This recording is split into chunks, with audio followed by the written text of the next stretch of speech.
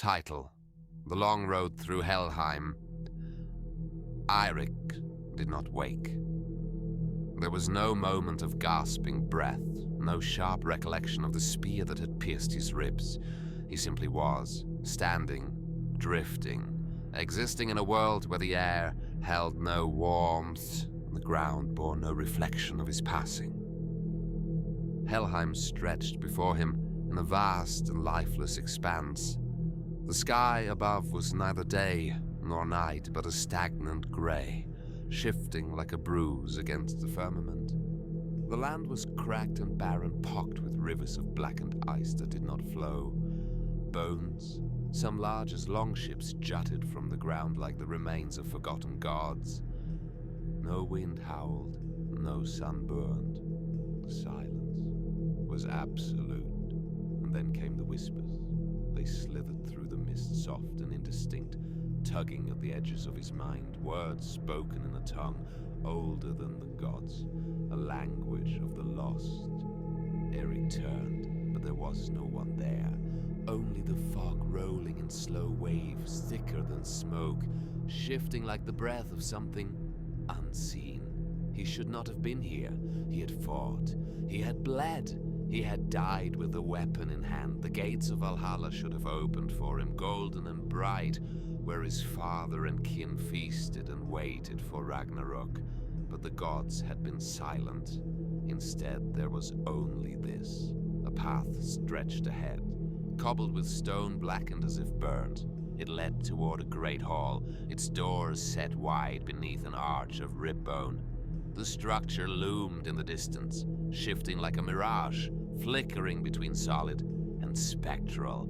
It called to him, though he could not say why, and so he walked. Each step was soundless, each breath thin and weightless. He passed figures hunched along the path, some kneeling in the dust, others standing like shadows, watching him without eyes. Their forms flickered, some pale as mist, others dark as the void between stars. Their mouths did not move, but still, the whispers filled the air. He did not slow. He would not kneel.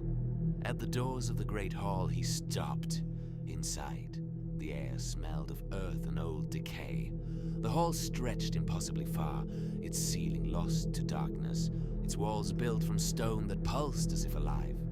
And at its heart, upon a throne woven of roots and bone, sat Hel. She was as he had heard in tales, one half luminous, untouched by death, the other rotted and worn, her skin cracked and peeling like the bark of an ancient tree. Her gaze, mismatched and piercing, held him fast. "You do not belong here," she said, her voice slow, deliberate, a weight against his skin. Eirik clenched his fists. Yet, here I stand. Hel tilted her head, watching him as one might observe a fire in the distance. Something flickering, something uncertain. "You seek answers." "I seek my place," he said, his voice steady. "I fell in battle. And yet, your feet found their way to my door," Hel said, rising from her throne. "Tell me, warrior, what is it you claim to be?" "A son of the north," he answered. "A warrior of the shield wall. A man who has already fallen," she countered. Silence stretched between them, vast and heavy. "You look for the gates of gold," Hel murmured, stepping closer. "But what if I told you they had never been meant to open for you?" Eric's pulse, if he still had one, quickened. "You fell, not by the hand of an enemy, but by the hand of a friend," Hel continued, her voice like frost creeping over stone. "Betrayal does not earn the favor of the gods." He had not seen the blade coming, not until it was too late. "And so, I ask you again, warrior, what do you claim to be?" His throat tightened. He had no answer. Hel smiled, though there was no warmth in it. "Walk my roads, son of the north. See what lies beyond the gates you see." The hall dissolved around him. The mist returned, swallowing him whole. He walked. The whispers flew.